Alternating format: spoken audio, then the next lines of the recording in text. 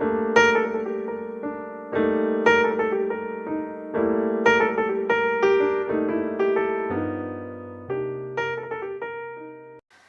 everyone, welcome to the 𝐏𝐋𝐀𝐘𝐋𝐈𝐒𝐓 Adventurer, and this is a little update on the new �HIP New Life series.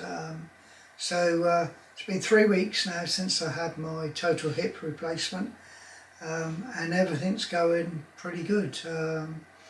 I'm walking, I do 2 walks a day each for 2 miles each, so yeah, it's pretty good.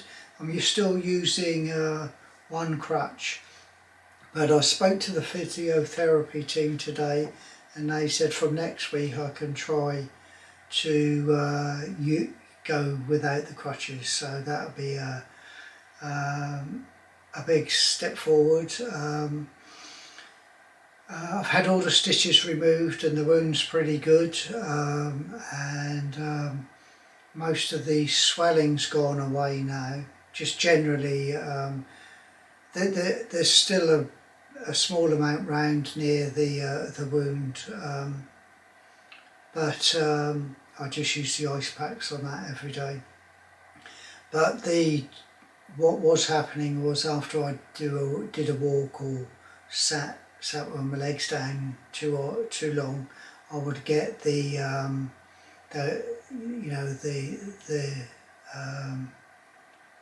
side that had the hip replaced sort of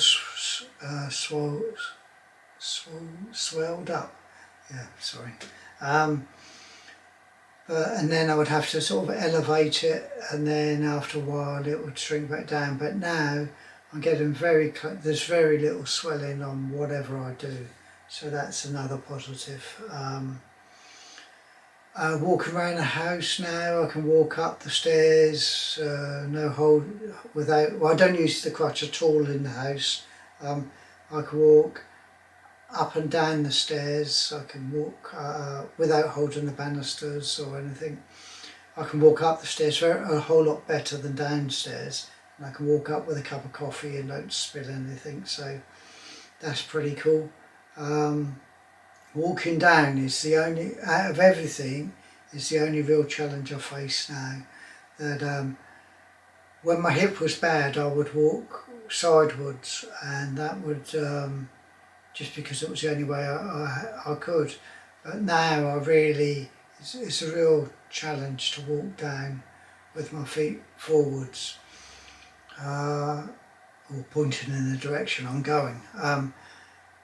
But I'm just persevering with it, you know. And generally when I walk around the house, the first few steps I do, I think it's more habit, I just go straight into the limping sort of mode. So I'm now very consciously trying to avoid doing that. Pretty much everything is a real mind game now. I have to be mindful of everything that I do,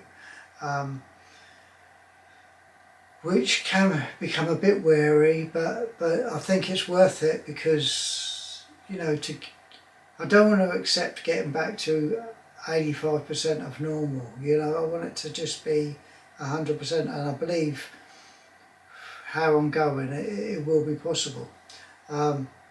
Interesting thing, if you watch the last one, I spoke about on my right leg, the ankle, I'd had a car crash, and that had been repaired about over 30 years ago, and it had been giving me trouble when I have a bad hip, and I said it was all tickety-boo. I've actually stopped all the pain medication now. The only thing I take now is the blood thinners, and that's only for another 2 weeks. But once I came off with all the pain medication, it was slightly noticeable. It's not bad, but it is slightly noticeable. And when I walk, what I find is the hip side's perfect, to be honest, and the right side, my foot wants to point in a bit. So again, when I'm walking, when I'm doing those 2 mile walks, I'm just conscious of the fact to keep them parallel, you know, so instead of like that. And what's weird is I can, if I just walk, just forget about it, I can walk quite fast like that. So, but as I say, I'm trying to get it back correct. So yeah, there's a bit of a mindfulness going on when I do the walk. So I've been doing one about sort of I don't know, sort of between 6:30 and 7 most days. It's pretty cool because we're having quite hot weather here in the UK, and then and then it gets a bit. I do another one at 6. I'll be back in a minute because the parcel's just arriving. Right, but sorry about that. Yeah, back now. Yeah, so everything's very mindful. Everything I do, I just have to really concentrate just to try and get things back to normal. I'm not going to go any further than 2 miles a day. 2 miles, well, it's 4 miles a day, because to be honest, I would never have walked 4 miles in the past anyway. You know, and I'm doing the first bout of exercises. There's another set that run from 3 weeks to 6 weeks, so these enhanced ones, and I can actually do all those without any problem. So even though I've only been doing them a couple of days, yesterday and today, so that's good, but I will continue to do it. I have the physio in 2 weeks' time, and what I'm hoping to get from them is some allowance to allow me to ride a static bike, to try sort of between 6 and 12 weeks, because you can't fall off a static bike. Well, you could, I guess, but generally you wouldn't. And I just want to try and then get that range of movement going.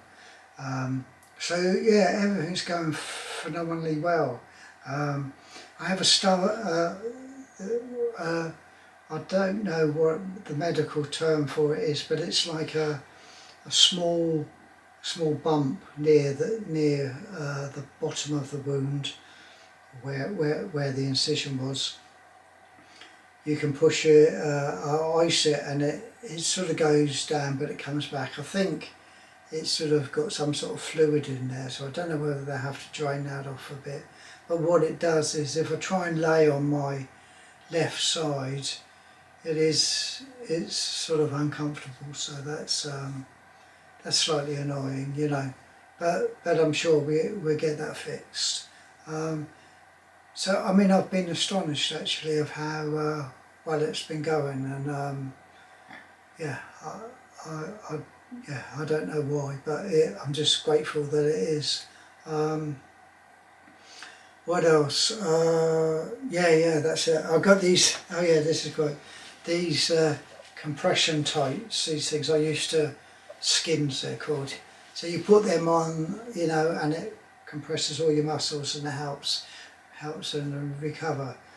I attempted to put them on, but I got in a right state, so I've scrapped that idea until I got, because I'm not allowed to bend forward, and so I can't lift my leg up high or push my torso over. That's the maximum.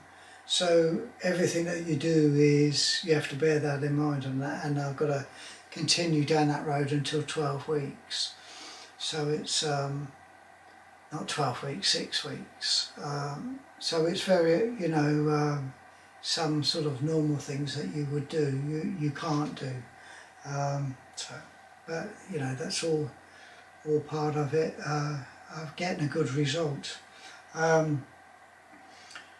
Yeah. So well, yeah, that's about it really. I'm I find in it a sort of a routine helped a lot. And since I last spoke to you, I sort of, because I couldn't sleep too well, because the big thing was if you sleep on your side, you're not allowed to, if this is the operating leg, you have to put a pillow in between it, because you're not allowed to let it go lower than the other leg. And it's so alien, and I struggled to sleep. Also because of the hot weather as well, so that made it a bit more challenging. So my days have been quite long because I've been waking up, you know, 5 o'clock or whatever, and then I've just tried to spread everything out a lot. You know, when I was taking the medication, spread it out over the day, doing the walks, the exercises, elevating my feet. I've laid on my back an awful lot, really, just trying to ensure that I reduce the swelling to allow me to go and do another walk. But it seems to have paid dividends.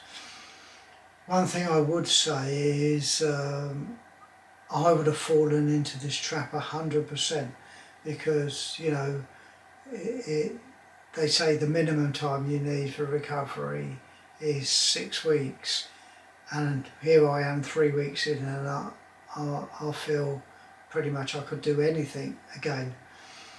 And had I been working, I would have gone back to work, I would have thought. And I truly believe that's not the right thing to do. That, you know, it's just a matter of keep doing the exercises, keep doing the walking, and keep doing that stuff to put yourself 100% back.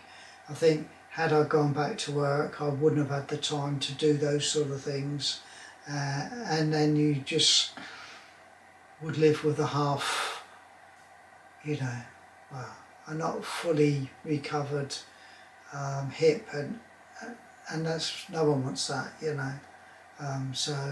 Yeah, if you're in the same boat, I definitely would make the most of the 6 weeks, even if you feel good before that. So what's happening next? As I say, physio in 2 weeks, and then the only other thing then is an appointment to see the consultant again, which I'm still waiting for a date. But that's and then I'm sort of done, really. Oh yeah, one other thing. If you watched the last video, I was talking about which side to get on the bike, because you have to cock your leg over. Now, I spoke to my friend Dom, who's the Ineos, for those of you who don't know, Ineos is one of the, used to be called Team 𝐔𝐈𝐿𝐒, they're one of the, they win the Tour de France all the time, and a giant team, and he works for them some of the time. And we had a bit of a discussion about it, you know, so the goal is, do I have my operated leg on the ground or my unoperated? Which leg do I cock over the saddle? And he's advised me to have my operated leg on the ground, and the unoperated leg, that will be the one that will give more protection to my operated leg. So that's how it is handy, because that's the way I naturally did it anyway. So we got the clarity on that. The other thing I asked him about was which pedal to unclip from the clipless pedals, and his view was by the time you get to be able to ride a bike, it won't matter anyway, so I can still continue to do it with my left leg, which is the one nearest the pavement. So that's really good news that we've got some clarity on that. Yeah, so I'm very grateful for Dom for helping out there. Yeah, so I don't think you know, me just sitting there going yippee, it's all going wonderful, not too entertaining. But what I'll do is I'll do another one at 6 weeks, so that'll be 3 weeks time. When I've seen the physio, I will be able to drive again. I'll be able to tell you whether I've got the okay to ride the static bike, or whether I've got to wait the full another 6 weeks or 9 weeks from today, whether I've got that halfway house. That's what I'm working for. I don't think there'll be a video the following next week, but the one after, I've filmed it, but I need to edit it, is the second one about the building a Brompton touring bike. so that'll be the next video after this. Okay, so many thanks for watching. Stay happy, strong and healthy, and be adventurous. Cheerio.